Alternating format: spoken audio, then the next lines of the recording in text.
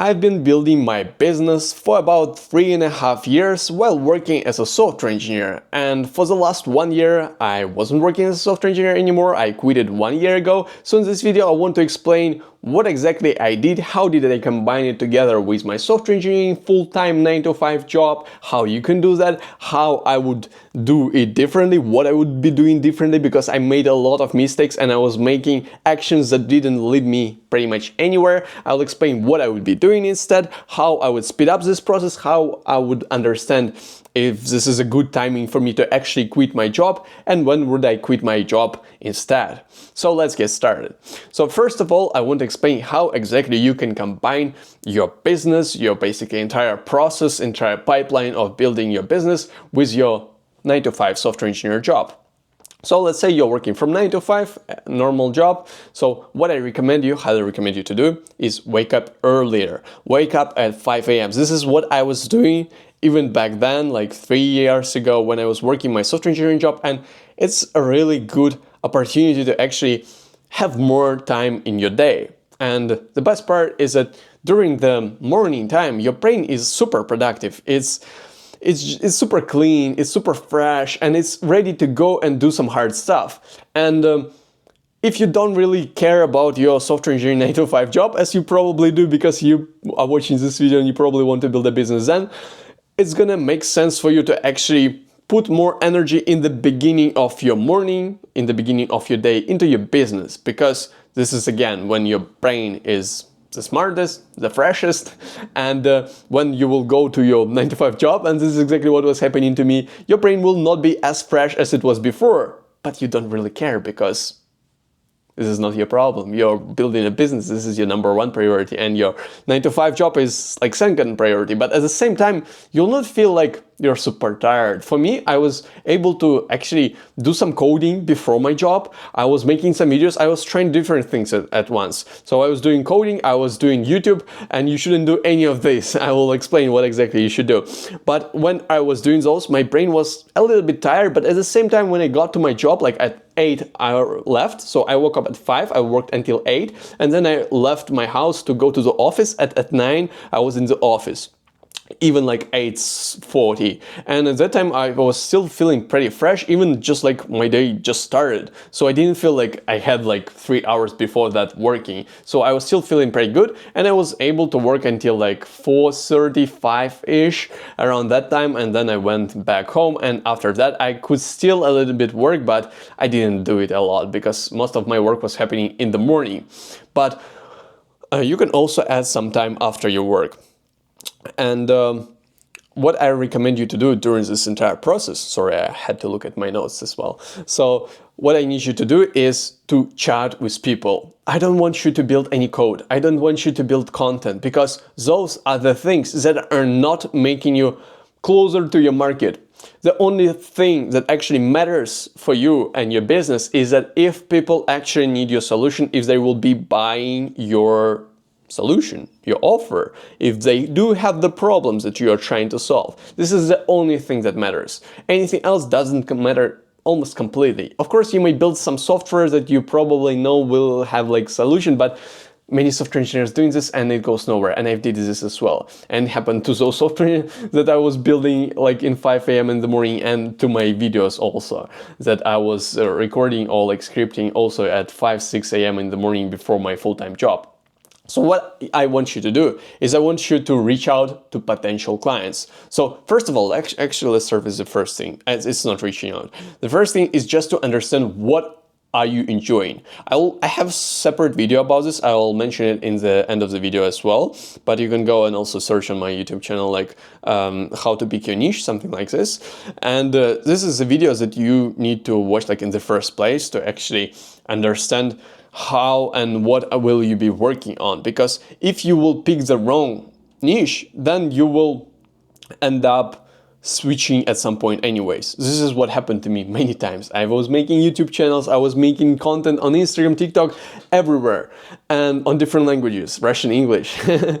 Luckily I didn't use Chinese as well. I also know Chinese. Actually I tried once, yeah. Okay, never mind. So the idea is that if you will pick the wrong niche, then you will end up switching at some point. So what I want you to understand, one of the most important questions that I discussed in that video as well, is that what you would be doing if you would be paid millions for any type of work that you would be doing. What exactly you would do? So after you can answer these questions, this is when you will find this potential niche, or at least like a section of group of people basically that you could be targeting. So for example, for me, the answer to this question was, I want to help people to transition and do business. Basically, I want people to understand that 9 to 5 is not the best way of living this life. And this is my vision, and I still pursue it until this day. And this is exactly what this channel is for. So if you're a software engineer or technical founder who is trying to scale his business or create a new one, connect with me on LinkedIn and I'll give you a few steps on what you should do in your current scenario. But let's continue with the video, because second thing that you should do after you already identified the niche, and it's not just about identifying the group of people, it's also about identifying the problems that you may solve based on your skills, based on what excites you, what you're like interested in, and what you would be willing to do for a while, even if you don't have any results yet. And it will always be the case, you will not get results quick unless you already have some following or something like this. But we don't look at those guys, right? And because second thing is that you'll be chatting with those potential clients. You will have to go and reach out to people who may potentially buy your solution. And there is also a few steps that you need to go through here, because you need to understand if they're willing to pay for it, how much they're willing to pay for it. If you have, I need to mention this. If you need to have more than 10 clients for your solution to actually quit your software engineering job, to quit your 9 to 5 and go full-time into business, if you need to have more than 10 clients to actually do this, then it's a bad business model. It's a bad offer, it's a bad solution. So I don't want you to build a SaaS, which is like $100 per month subscription. I don't want you to build like something, whatever, some other SaaS. I don't want you to record content and waiting that, okay, I'll get like 30,000 subscribers and then I'll get money. No, I want you to have 10 people. And if you're able to help those 10 people, then you will be able to basically quit your software engineering job. You will have a proof that it's working, first of all, and it will not require you too many people to actually make this work. So basically those are agencies, those are consultings, coachings, high-ticket coachings, high-ticket consulting, high-ticket agency services. So basically building code, building software, building AI automations, teaching some people how to do something, how to become a software engineer. This one is not the best because it's targeting consumers, not businesses. Ideally, you should target businesses because it's easier to find them.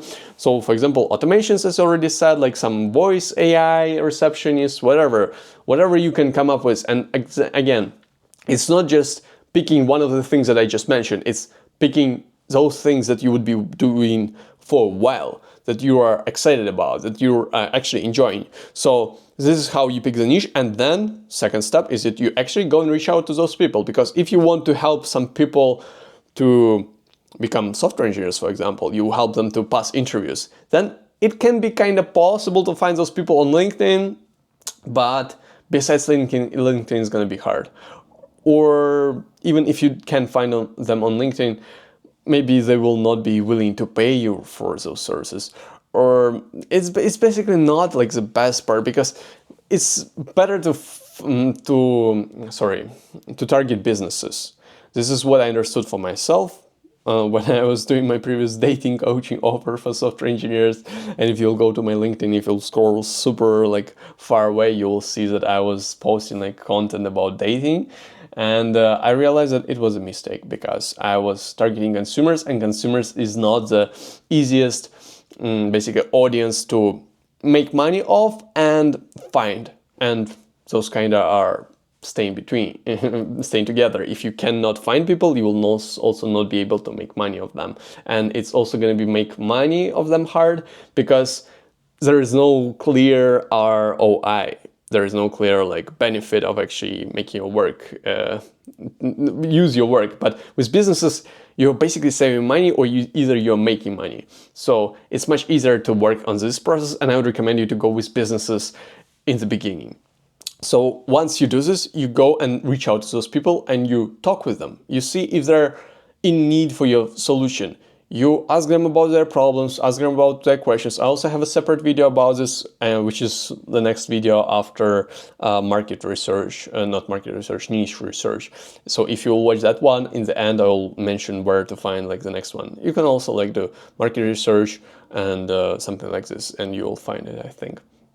So, and also I don't want you to make content, or if you want to make content, you should spend maybe around 20% of your time overall on the content. And this is exactly how much I spend on making content here. Most of the time I'm reaching out to people. I'm doing cold outreach, I'm doing cold calling, I'm doing cold LinkedIn messages. And right now I'm also setting up a cold email pipeline for myself. So this is exactly what I'm doing, and this is what you should be doing. And most of your time should be going into this as well.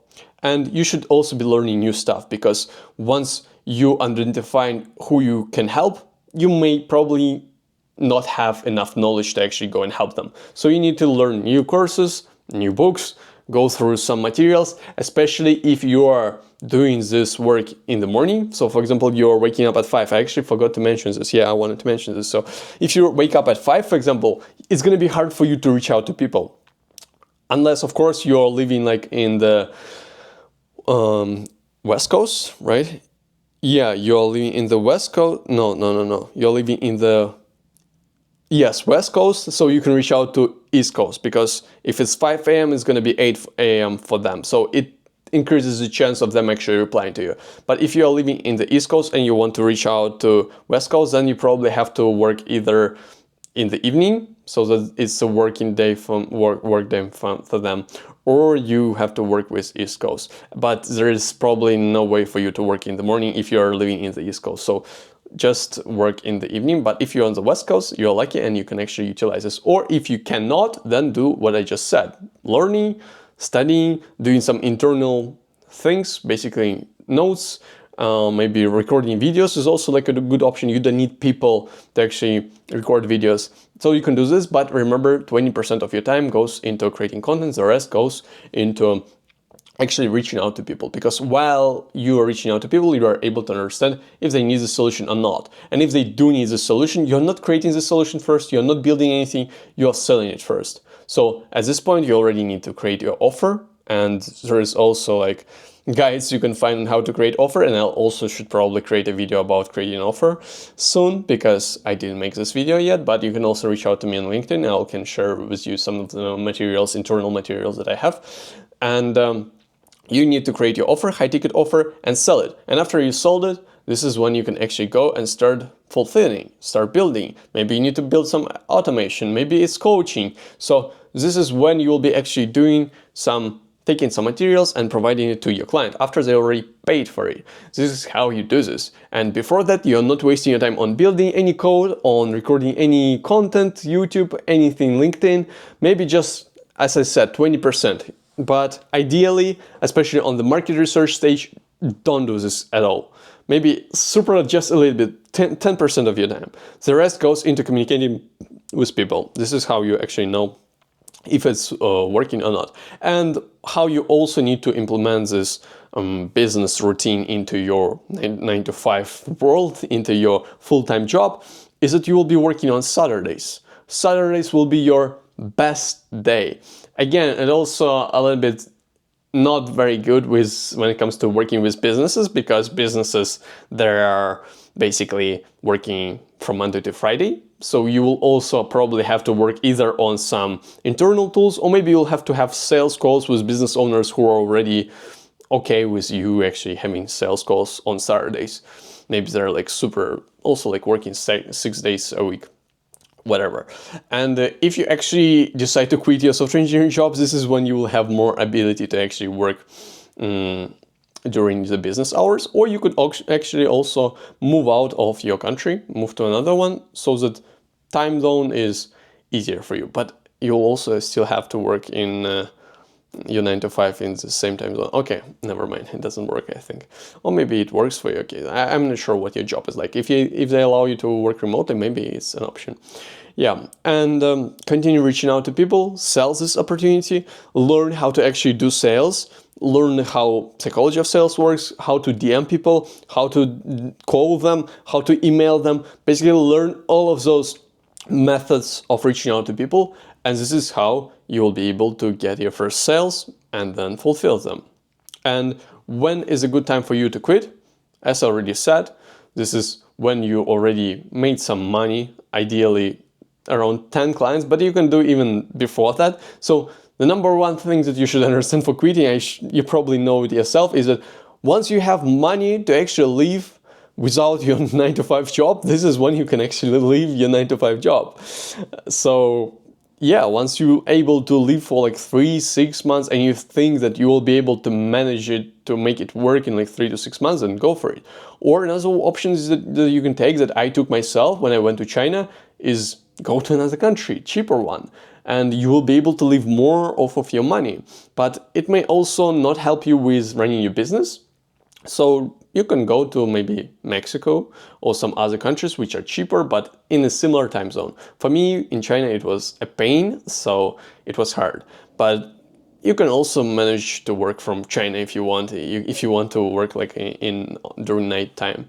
And another thing is that you can quit just whenever you are ready to basically take the risk. Then even if you don't have any clients yet and you know that you want to make this work and you didn't prove anything, you can still quit, but be ready that it's going to be hard, and at some point you may want to go back because it may not give you results quick enough. So if you do have money for like 2 years, maybe 3 years, then you can try and go for it. But also keep in mind that money basically end much faster than you consider them to end. It was the case for me in China. They were ending like crazy. Okay, and I'm done with this video. I think you've got everything you need. Check out this video about how to pick the best niche for yourself depending on what your skills, what your interests are, and connect with me on LinkedIn, because this is where I will give you a personalized roadmap specifically for you, and let me know that you're coming from this video and I'll give it to you. Or check out this video to continue the process manually.